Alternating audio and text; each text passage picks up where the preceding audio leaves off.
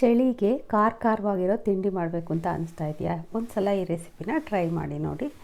Hi friends, ಎಲ್ರಿಗೂ ನಮಸ್ತೆ. ನಾನಿವತ್ತು ಒಂದು ಖಾರವಾಗಿ ಟೇಸ್ಟಿಯಾಗಿರೋ ಅಂಥ ಒಂದು ಚಿತ್ರಾನ್ನ ಮಾಡ್ತಾಯಿದ್ದೀನಿ.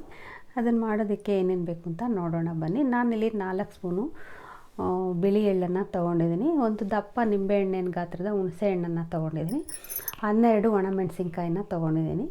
ಅರ್ಧ ಬೌಲು ಕೊಬ್ಬರಿ ತುರಿನ ತೊಗೊಂಡಿದ್ದೀನಿ.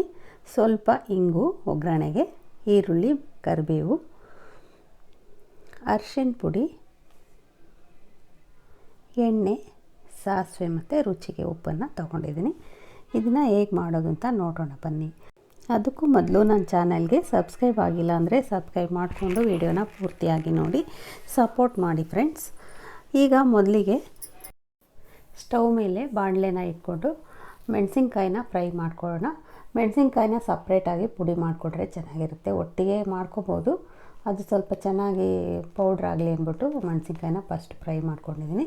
ಬಾಣಲೆಗೆ 1 ಸ್ಪೂನ್ ಎಣ್ಣೆನ ಹಾಕ್ಬಿಟ್ಟು ಅದಕ್ಕೆ ಸ್ವಲ್ಪ ಹಿಂಗನ್ನು ಹಾಕಿ ಇನ್ನು ಸ್ವಲ್ಪ ಹಿಂಗನ್ನು ಒಗ್ಗರಣೆಗೆ ಉಳಿಸ್ಕೊಂಡಿದ್ದೀನಿ. ಎಣ್ಣೆ ಬಿಸಿ ಆಗ್ತಾಯಿದೆ. ಅದಕ್ಕೆ ಇವಾಗ 2 ಸ್ಪೂನು ಎಳ್ಳನ್ನು ಹಾಕ್ಕೊಳ್ತಾಯಿದ್ದೀನಿ. ಬಿಳಿ ಎಳ್ಳು ಅಥವಾ ಕಪ್ಪೆಳ್ಳು ಯಾವುದನ್ನಾದರೂ ಹಾಕ್ಕೋಬೋದು. ಎಳ್ಳನ್ನು ಸಣ್ಣ ಉರಿಯಲ್ಲಿ ಫ್ರೈ ಮಾಡ್ಕೊಳ್ಳೋಣ. ಅದಕ್ಕೆ ಕೊಬ್ಬರಿ ತುರಿನೂ ಸೇರಿಸ್ಕೊಳ್ತಾ ಇದ್ದೀನಿ. ಎಳ್ಳು ಮತ್ತು ಕೊಬ್ಬರಿ ಡ್ರೈ ಆಗಿರೋದ್ರಿಂದ ಸ್ವಲ್ಪ ಸಣ್ಣ ಉರಿಯಲ್ಲಿ ಫ್ರೈ ಮಾಡ್ಕೋಬೇಕು.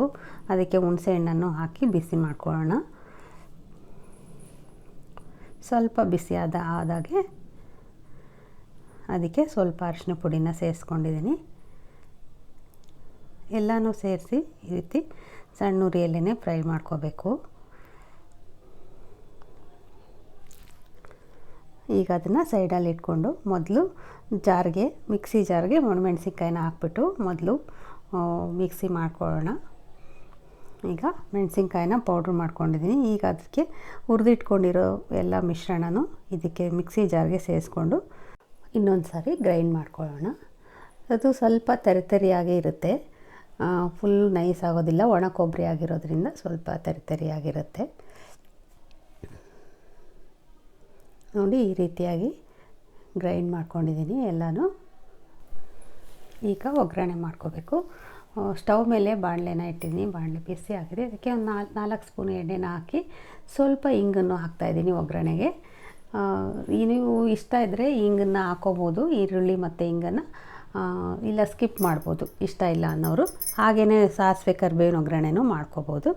ಈಗ ಕರಿಬೇವು ಈರುಳ್ಳಿನ ಹಾಕಿ ಫ್ರೈ ಮಾಡ್ಕೊಳ್ಳೋಣ. ಒಗ್ಗರಣೆಗೆ ಎಳ್ಳನ್ನು ಸೇರಿಸ್ಕೊಳ್ತಾ ಇದ್ದೀನಿ. ಒಗ್ಗರಣೆಗೂ ಸ್ವಲ್ಪ ಎಳ್ಳು ಹಾಕಿದ್ರೆ ಅದು ಟೇಸ್ಟು ತಿಂಡಿ ತಿನ್ನುವಾಗ ಬಾಯಿಗೆ ಸಿಗುತ್ತೆ, ಚೆನ್ನಾಗಿರುತ್ತೆ ಟೇಸ್ಟು. ಅದರಿಂದ ಅದನ್ನು ಸೇರಿಸ್ಬಿಟ್ಟು ಫ್ರೈ ಮಾಡ್ಕೊಳ್ಳೋಣ. ಈಗ ಈರುಳ್ಳಿ ಚೆನ್ನಾಗಿ ಫ್ರೈ ಆಗಿದೆ. ಈಗ ಇದಕ್ಕೆ ರುಬ್ಬಿ ಇಟ್ಕೊಂಡಿರೋ ಮಿಶ್ರಣನ ಸೇರಿಸ್ಕೋಬೇಕು. ಈಗ ಸ್ವಲ್ಪ ಸಣ್ಣ ಉರಿನೇ ಮಾಡ್ಕೋಬೇಕು. ಈರುಳ್ಳಿ ಫ್ರೈ ಆದಮೇಲೆ ಇದನ್ನು ಪೌಡ್ರನ್ನ ಹಾಕಿ ಮಿಕ್ಸ್ ಮಾಡುವಾಗ ಉರಿನ ಸ್ವಲ್ಪ ಸಣ್ಣದಾಗಿ ಇಟ್ಕೊಳ್ಳಿ, ಇಲ್ಲಾಂದರೆ ಸೀದೋಗಿಬಿಡುತ್ತೆ. ಚೆನ್ನಾಗಿ ಮಿಕ್ಸ್ ಮಾಡಿಕೊಂಡ್ರೆ ನಿಮಗೆ ಖಾರವಾಗಿರುವಂಥ ಎಳ್ಳಿನ ಗೊಜ್ಜು ರೆಡಿ ಆಯಿತು. ಸ್ವಲ್ಪ ಗೊಜ್ಜನ್ನು ತೆಗೆದಿಟ್ಟು ನಾನು ಸ್ವಲ್ಪಕ್ಕೆ ಅನ್ನನ ಮಿಕ್ಸ್ ಮಾಡ್ತಾಯಿದ್ದೀನಿ. ಈ ಗೊಜ್ಜನ್ನು ಈರುಳ್ಳಿ ಹಾಕದೆ ಮಾಡಿಕೊಂಡ್ರೆ 10 ದಿನದವರೆಗೂ ಇಟ್ಟು ಉಪಯೋಗಿಸ್ಕೋಬೋದು, ಹಾಳಾಗೋದಿಲ್ಲ.